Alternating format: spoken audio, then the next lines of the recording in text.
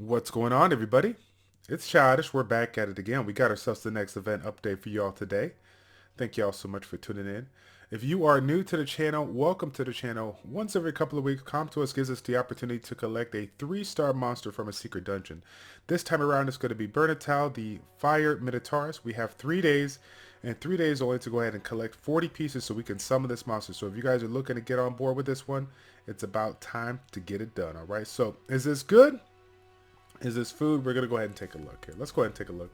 See what we got going on. So, the Fire Minotauros. You know, this is going to be one that I think we can kind of, early on, just kind of say, it doesn't seem like something that's going to appeal to the majority of the community out there. But, when we take the time like we are right now to take a look at some of these units or not room builds, but units and like their kits and whatnot, sometimes it kind of makes you wonder, like, hey, is this worth the build? Let's take a look at it. So, first skill, being able to provoke 50% chance, and the effect is guaranteed if it lands with a critical hit. Okay.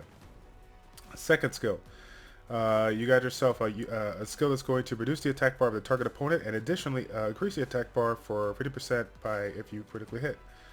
And then last but not least, you have a skill that's going to remove all beneficial effects, and then it looks like it has the potential to go ahead and stun the enemy with the critical hit if you get it done. Okay, and the last but not least, we got ourselves a leader skill. So let's just take a step back for a moment. Let's just take a step back for a moment because like you, like me, right? We're going to be quick to judge this particular unit. When you guys came on today, when you guys loaded up and you saw this like Fire Minotauros, and you're like, "What? Are you serious, Comptos? Like, what are you giving us?" It's like, sometimes you never know what they're gonna do, right? And sometimes certain things like this when they offer us stuff happens for a reason. So I want you guys just to kind of take a look at this. This is a really interesting kit. Like I until they offered us some kind of a dungeon, I really didn't take a look at a kit, right? All too well. We got one of the first units that I've seen in a very long time that has 3 potential additional things with regards to its kit, concepts with regards to its kits if you land a critical hit. So obviously you understand the value of, if you're going to utilize this unit, that it needs to be built around critical rate. Okay, so of course we can get that through our blade sets, or we can just get that through proper substats. But I mean, take a look at it. We got that first skill. We got that first skill with the provoke. Again, provoke, being able to lock them down with a 50% chance, and the fact that it's guaranteed with a critical hit is pretty darn strong. Again, provoking is one of those skills in the game that is definitely underrated and overlooked when it comes to it. When it comes to the PvE world, we utilize it all day, in TOA, so on and so forth. But when it comes to PvP, it's rarely used because of the likes of stun, freeze, so on and so forth. So the fact that you have a skill that could potentially be guaranteed if you critically hit makes this pretty darn valuable. Okay, and then the fact that you have a skill that's going to be able to manipulate your attack bar as well as their attack bar with that critical hit concept, and then a beneficial effect remover, all beneficial effects, mind you. This can be pretty interesting. So if we had to think about with regards to Guild Wars right now, right? If we had to think about Guild Wars right now, I mean, if you're in that like mid-range level in the game where they got this team all based around like a Theomars, for example, I mean, something like this would be pretty darn unique. Now, don't get it twisted. I understand that it's a fire unit and it's going to be a little bit harder to land a critical yet, but I'm just trying to get that concept underway. When we're talking about people that are building certain mid-range comps all around one unit, and they realize, they make it like a single target threat, and they're trying to protect it with like a Chloe or Will Runes or whatever, you have a potential, you have a way of locking it down, right from the get-go. And then after that is done, you additionally have ways to go ahead and keep that attack bar reduced so it doesn't get a turn. And if it does get a turn, it's only going to be using that first skill. So this is pretty darn unique. Now again, will we see this in the top end, of the game and whatnot? Is this going to be valuable in so many other aspects of the game? Probably not. But this is one of those opportunities where if you are planning on farming anyways, and you have the opportunity to collect the skills, or to collect the fodder, you might as well do it, because you never know what Comptos is going to do when it comes to those balance changes. You guys have seen time and time and again over the course of the last 2 years, if you've been playing as long as me, that they have really changed a lot of units some for the worse, but then some for the better. So the fact that this is a 3-star unit should not be overlooked. There is a multitude of 3-star units that are still considered valuable in the end game today.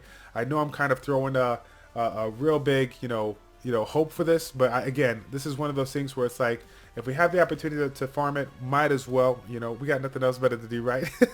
Take a break of that giant speed 10 that's not giving you that perfect swift room, you know what I'm saying? Y'all know what it is. But that's kind of, my particular take on this unit. Very interesting unit to say the least. But I'm kind of curious to see if people were to build it, what would they intend to do? How would they use it? How would they how do you think they can utilize in their composition to optimize it? Like, again, for me, when I think about, what this unit is going to be bringing to the table, it needs to be relatively fast to be able to go, after these damage preventers, but before your team, so that you can essentially lock a unit down, stun the main threat, and then work your way down. I mean, you can make an argument for any particular set, but again, at the end of the day, if you have an opportunity to remove all beneficial effects and stun the enemy for one turn when you get a critical hit just off the get-go, I think it's going to be pretty darn unique. Okay, so let me know what you guys take on this. Is this good? Is this food? I'm looking forward to hearing on it down below. We'll take a quick look at the other units here. Nothing jumps out at me when it comes to these water ones here. We got a couple of skills based on the enemy smash HP, but it's not the chemistry of the kit is not as well as that fire one. So yeah, so strike an enemy with a weak spot, determine enemy's HP recovery. Okay, it looks like this particular one has 2 ways of increasing your HP, so you could consider this. Hey, this might be useful as a farmer, but again, as many people have recommended over the course of the time, there's no reason to make a unit solely for farming unless it's going to be a little bit more valuable in all other aspects of the game. And the fact that this skill, the heal concept, is going to be based on the second and third skill. If you kill it with the first skill, you're not getting no hit point increase. So see, this one here is not one of my favorite ones. Now this one is a little bit more unique. It has that similar concept when you heal off the second skill, but this one also has a passive that allows you to heal regardless of what skill you use. So this almost has basically like a vampire effect with a little bit of attack power increase. So, and if I remember correctly, this one is a unit that's going to be utilized in the fusion hexagram. So this is obviously one to hold on to if you got it. Take advantage of that. We got ourselves the light one here. Again, some rare ones. Now I've seen people time and time and again try these out. I think Schizophrenic Gamer has tried this one out. It is pretty unique, but again, the 10% recovery every turn. And the attack speed decreases as your HP decreases, meaning the value of this unit isn't really going to come until he's kind of in a situation where he's relatively down and out. So I don't know if I'm ever going to build this one if I ever pull it, but it is kind of interesting. Now, one of the more interesting ones that I thought was kind of cool, this is the one that I get upset at when it comes to like TOA hard or whatnot. You guys know what I'm talking about. Those elemental stages where this one here is just wrecking face because the attack power is at 100%. And of course, this is a unit that his skill set is based on attack power, so he's going to get value out of this passive for both skills. He's not like one of those units that says, oh, I increased the attack power, I got a buff, like a Rakan, I got a buff for my second skill, but my third skill is based on HP, none of that stuff. So this is pretty unique as far as that aspect goes, but unfortunately, you won't be able to receive beneficial effects during the battle. But again, when we're talking about a permanent attack power increase by 100%, I'm okay with losing, no way of getting certain buffs. I mean, it would be nice to have kind of maybe like a defensive buff, improve the effective HP of the unit. But again, that's real big speculation there as far as, where the value can come in this. So again, going back to the original one here, when I look at all 5 elements, they're all just kind of like meh to me, I'm not a big fan of it. But the fact that this one, they offered this one over them all, and the fact that it has 3 different ways of getting additional value out of its skill set because of the concept of critically hitting, means to me that it is there, there is purpose. There could be purpose with this unit. So again, If you are one of those people that generally farm these secret dungeons and farm them hard, I definitely, continuously encourage you to do that.